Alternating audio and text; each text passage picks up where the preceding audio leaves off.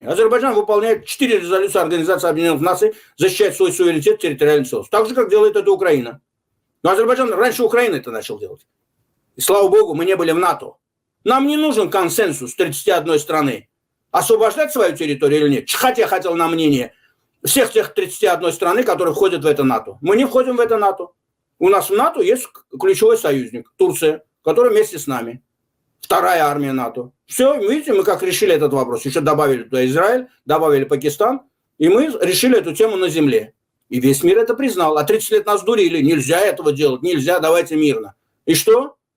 30 лет уже поколение прошло, еще 30 лет ждать. И вас так дурили с 2014 года.